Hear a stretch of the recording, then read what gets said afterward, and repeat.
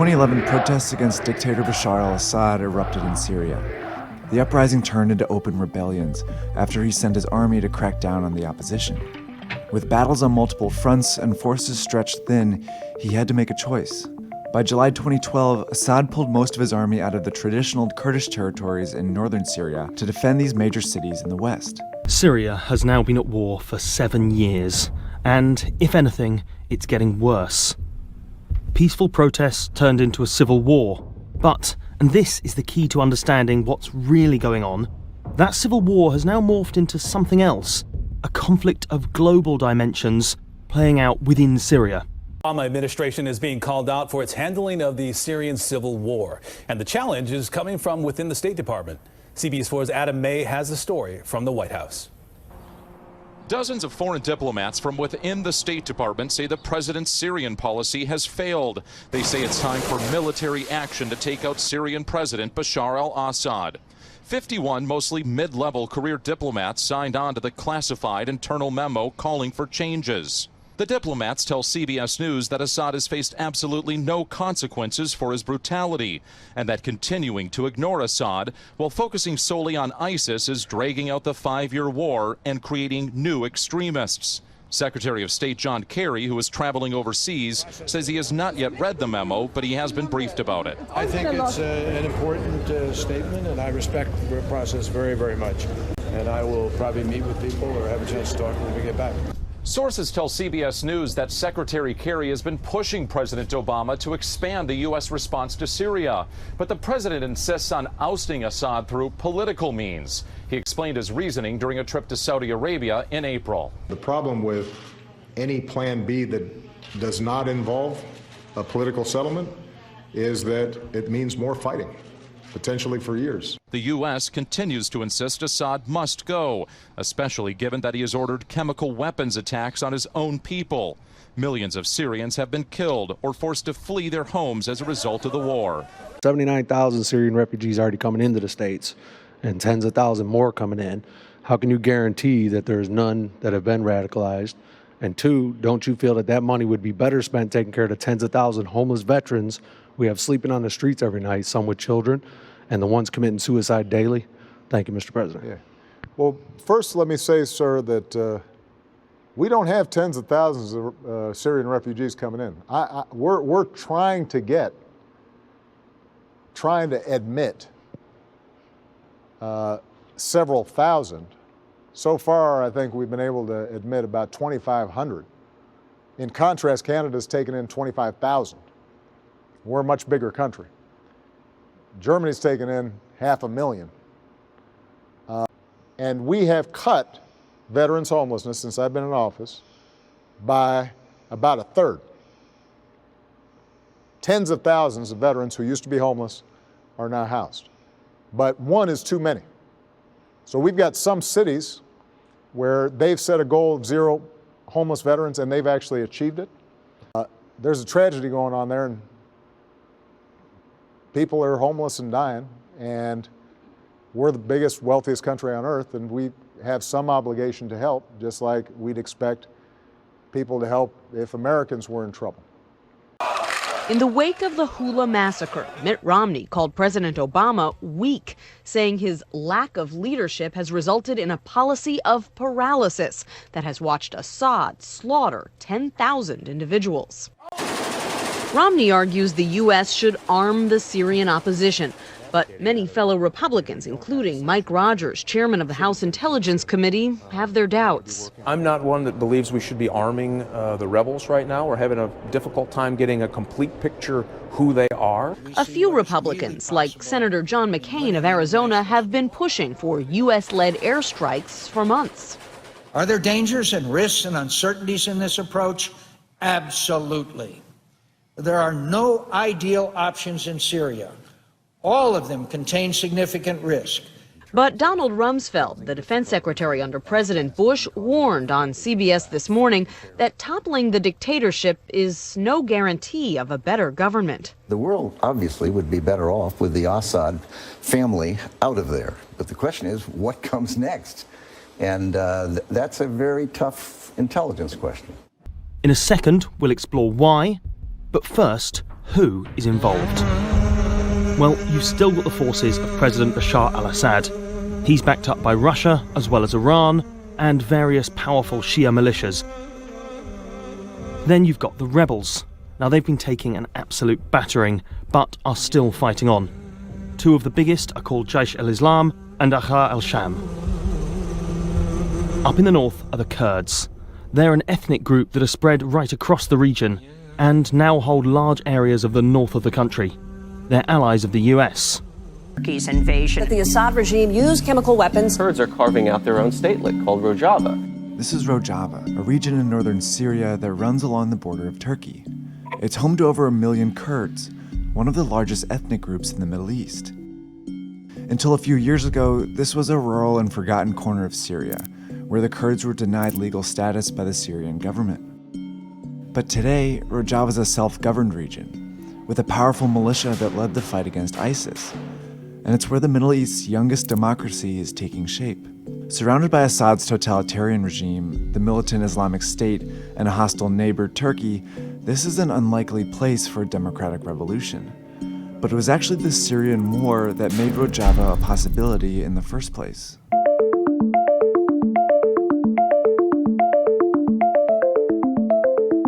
An existing Kurdish political party called the Democratic Union Party stepped up to defend and govern the region they called Rojava. They organized it into these 3 small self-governed states. They set up a democratic system of local governments and claimed they would protect the rights of all citizens, including the multiple ethnic groups within the region. They also promoted gender equality across all public institutions, including their military.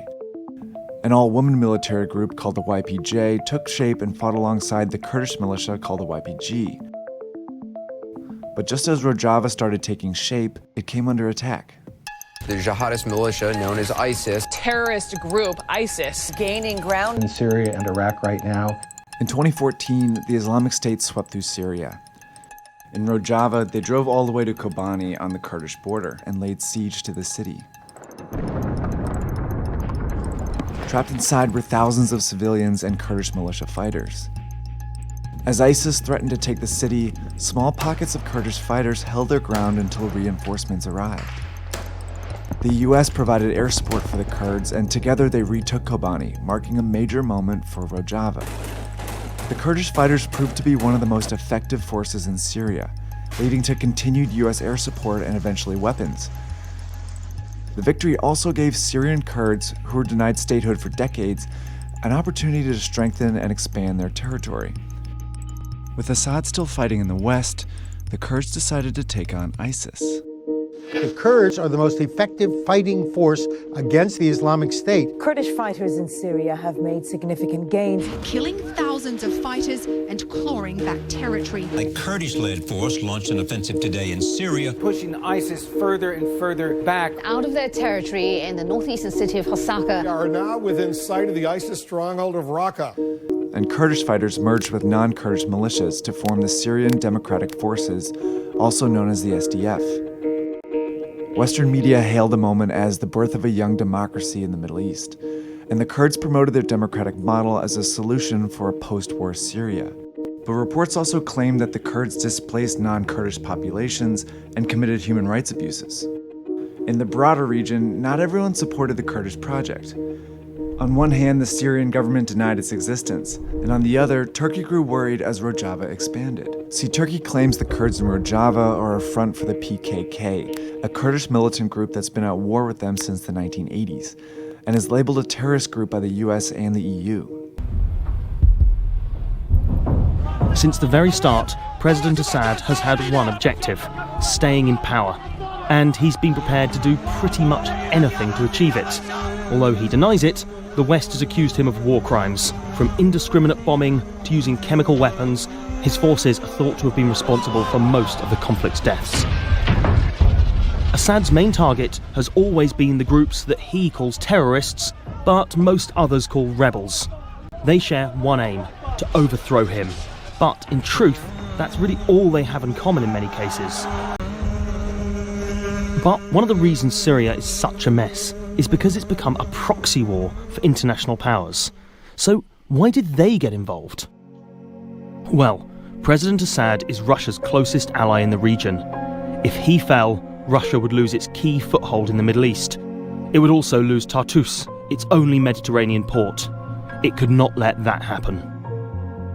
For Iran, this was partly about supporting an old ally. But more than that, it was about countering the influence of their regional rival Saudi Arabia and spreading their own influence across the region. The consensus is that in achieving their goals, both Russia and Iran have outplayed everyone else. While the US, Turkey and the Gulf states offered some support to various rebel groups, Russia and Iran decided not only that they wanted Assad to win, but that they would make sure he did. Turkey also fears Kurdish autonomy in Syria, as it thinks it would fuel separatism in Turkey. And so it's launched a war against the YPG, who it says are terrorists. Although, remember, the YPG are the same fighters who are armed by and allied with the US. As a consequence, Turkey, a member of NATO, is now working closely with Russia. Down south, Israel's main concern has been the growing influence of its arch-foe, Iran, and high-tech weaponry getting in the hands of Hezbollah. And so a global conflict plays out within Syria's borders, with Russia now calling the shots. The war in Syria is as complicated and bloody as ever. People are still dying, lives are still being torn apart, and the nation, global powers, and most importantly, the people of Syria are being drawn further into a situation that it is hard to see a way out of. So to keep Rojava from becoming a safe haven for the Kurds, Turkey sent ground troops into Syria here in August 2016 to fight both ISIS and the SDF, eventually cutting off Afrin from the rest of the Federation. But the Kurdish offensive continued, and in late 2017 it led to the fall of ISIS in its capital, Raqqa. The victory marked a big win for the Kurds, but it also opened up a major threat. In early 2018, Turkey went back into Afrin and launched Operation Olive Branch, a full ground offensive against the Syrian Kurds here. With ISIS gone, Rojava's partnerships had weakened. In the absence of a common enemy, the American motivation for backing the Kurdish fighters has declined, especially when they're up against Turkey, a NATO ally that the US relies on. Now, it's unclear how far Turkey will go to keep Syrian Kurds in check, but without US support, their forces are under-equipped and undermanned against Turkey's massive military. In this new phase of the Syrian war, Rojava has become a vulnerable target, and the Kurdish dream that was created by the start of the war is threatened by its end. I think one of the big considerations we have in northern Syria is our relationship with Turkey. It's been very strained lately, and the presence of those U.S. forces supporting what the Turks believe to be a terrorist organization have really put a crimp in our NATO relationship. So I don't know if the president is reacting to the Turks here, or if he's just ready to do the withdrawal that he's wanted to do all along. With the president last night, after discussions with the rest of the national security team, and he directed that we begin a deliberate withdrawal of forces from northern Syria. 1,000 troops. That's How correct. long and over what time period will you be Well, pulling it'll be a back? deliberate withdrawal, and we want to conduct it as safely and quickly as possible. We now know, we believe, that the Turks now intend to go further south than originally expected and to go both west and east, which would increase their zone from beyond a 30-kilometer depth and nearly 440 kilometers wide. How do you feel when you see headlines that say things like the U.S. betrayal of the Kurds? Our partnership is still strong now, as indicated, because we're standing right here in Syria with them, and we continue to work with them every day. Driving through here, you can almost forget this part of Syria had until recently escaped much of the conflict that's destroyed so much of the rest of the country.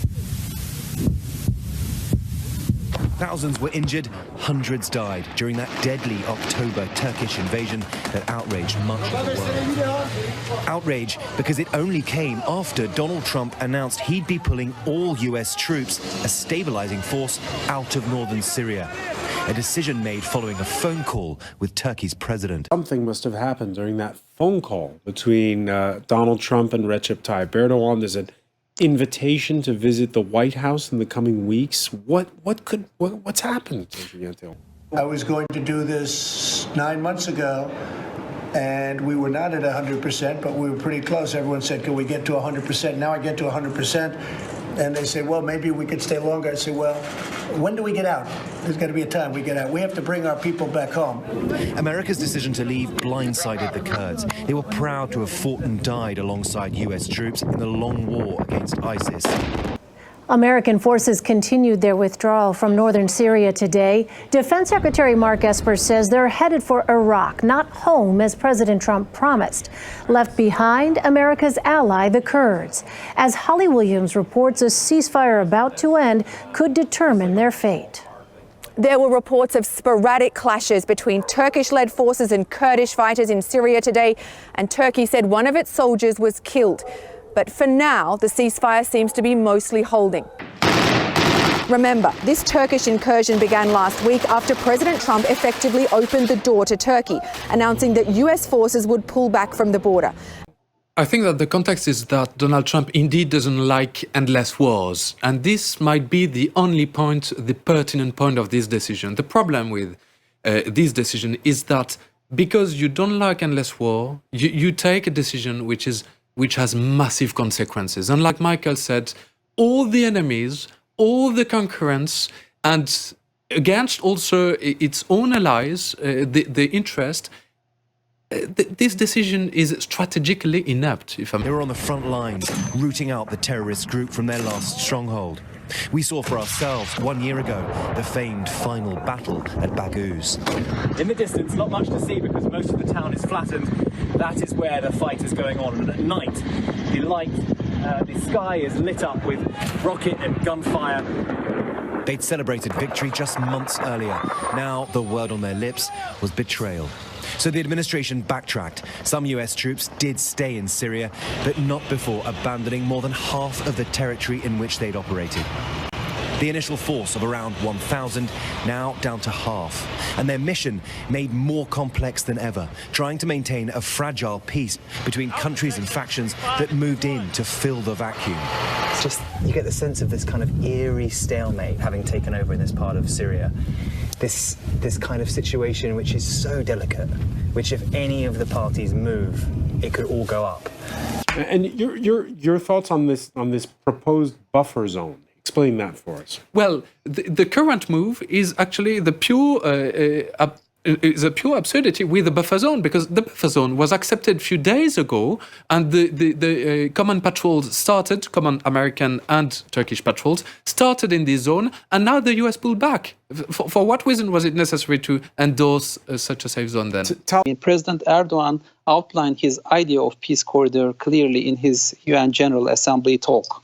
So he actually reached an agreement with President Trump in November 2018 about establishing a safe zone. The idea of safe zone have been talked during the Obama administration and many times. So the idea and the plan is to withdraw YPG forces 32 kilometers from the Turkey's border, established settlements in those areas, and allow the refugees from Turkey and Europe to this area. So the overall idea is to create safe zone in that area, let YPG out of that area, resettle the people who escaped from those places, both from the Assad forces and from the YPG, from their pressures, and secure the area and rebuild the area. So that's Turkish forces will be there to secure the area. But if the YPG forces, goes out of this area, I think there will not be any fight. So that's the main deal. So Turkey right. So expected not. Mm-hmm. You're not surprised then by this announcement? Are you surprised that that Recep Tayyip Erdogan's now invited to the White House after the threat of sanctions over the purchase of that Russian military hardware? Actually, I'm not surprised because this deal was done a year ago. So the Pentagon, some of the actors in Washington, D.C. resisted this. So Turkey really clarified the plans, how to rebuild that area. And, that's clear. So aligning U.S. together with the terrorist organizations like PKK, YPG was a big mistake. This was a mistake during the Obama administration. And he decided to change this policy, aligning the NATO allies and more dependable actors on the field. So he decided not to continue this policy. That's why those people resigned and resisted this idea. Kurds have been very good partners in the de-ISIS campaign. They were very good fighters on the battlefield. We obviously enabled that as well. But at the same time, we didn't sign up to fight the Turks on their behalf. And we've been very clear with them about that. Is the president putting U.S. national security at risk? Yes, I think so. Should there be a movement to kick Turkey out of NATO? I think it's something that needs to be considered. If the U.S. is fired at, do forces have the ability to defend themselves? Can they fire back? Absolutely. General Milley has made that clear to his counterpart. I made that clear to my counterpart. I warned them just the other day that they need to respect our positions on the ground. They need to respect our forces. You've got the Russians, the Turkish, the Syrian regime, and the Americans all sharing this space. And it's quiet for now, but at any moment, it could all change. And it did change. Just yesterday, American troops came under fire at a checkpoint from pro-Syrian regime militia, the US killing one during a tense gunfight. The Americans have a delicate task at hand, and we were given rare access to these US Army patrols in northeast Syria.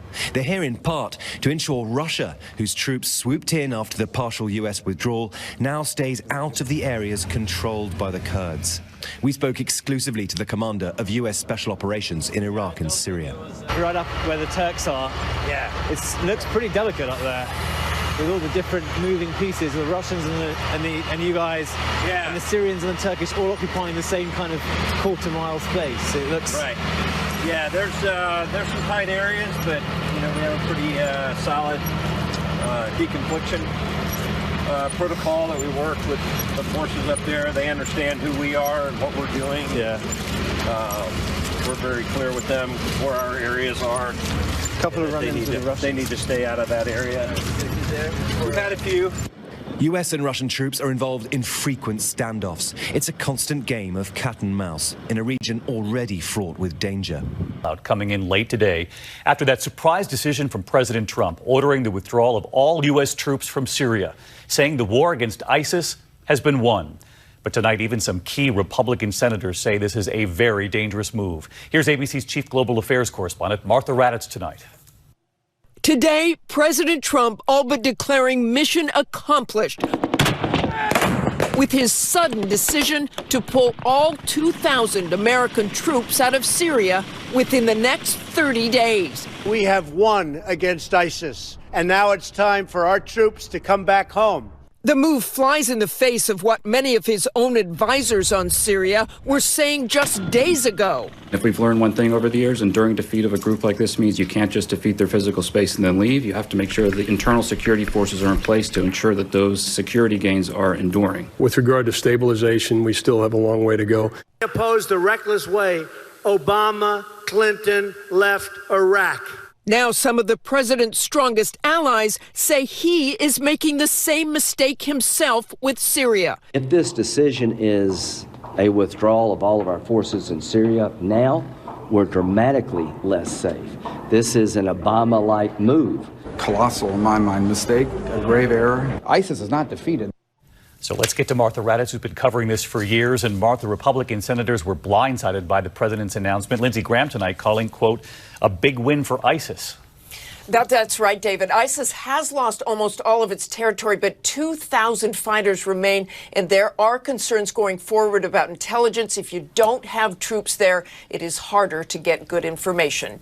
I have to recall something first. ISIS is not defeated. We say that in Iraq, we say that in Syria, but it's not defeated. It just went into clandestinity.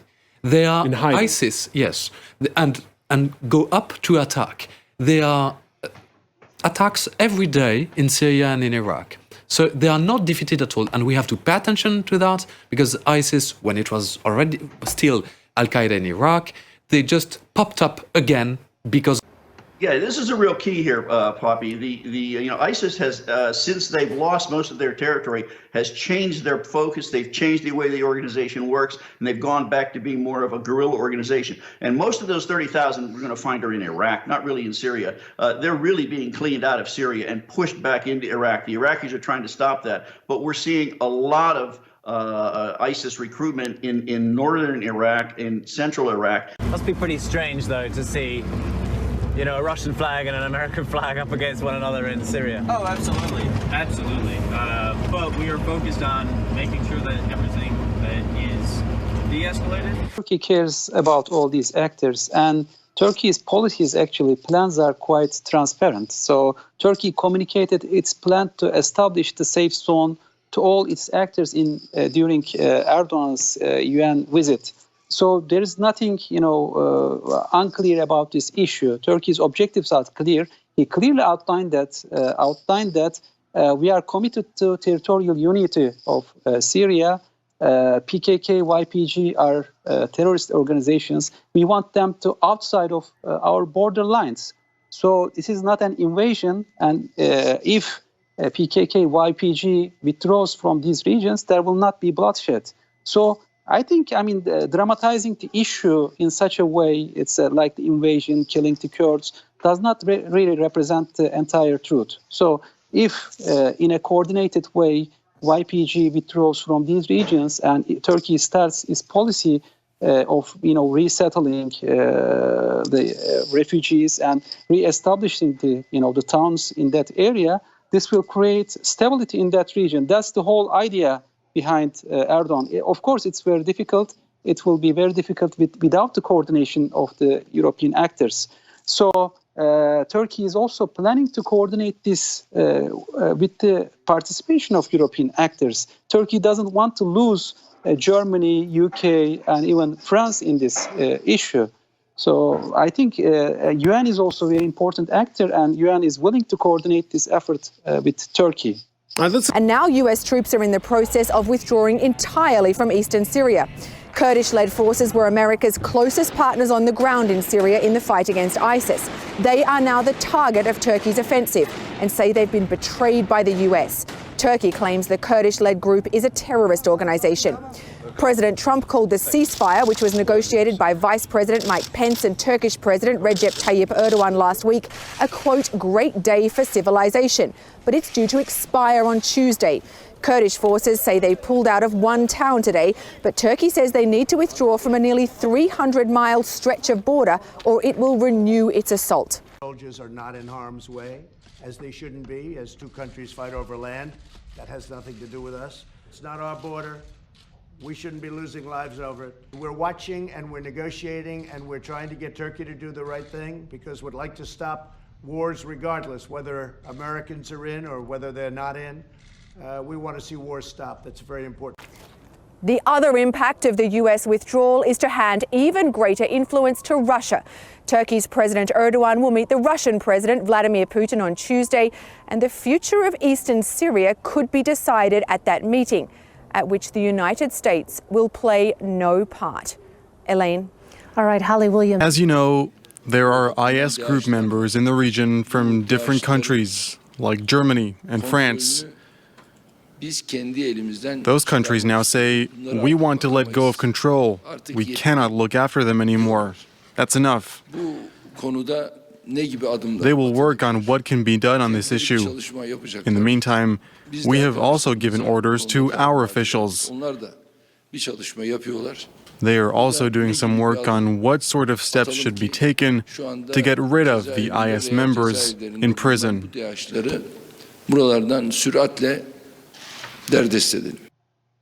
Michael Pregin, whose job is it to detain and try captured ISIS fighters? Well, if you listen to Brett McGurk, he said that all ISIS fighters should die in Iraq or Syria. And then he recommended that Baghdad be the responsible government to try all captive ISIS fighters, whether they be in the Syrian theater of operation or in Iraq. And that has led to a bunch of people that were simply labeled ISIS collaborators to be executed. All right, but what does Michael Pregin think? I don't think Erdogan's going to put ISIS fighters in prison. I think he's going to, unfortunately, I think he's going to let them go in order to destabilize other parts of Syria, and we're going to have security degradation.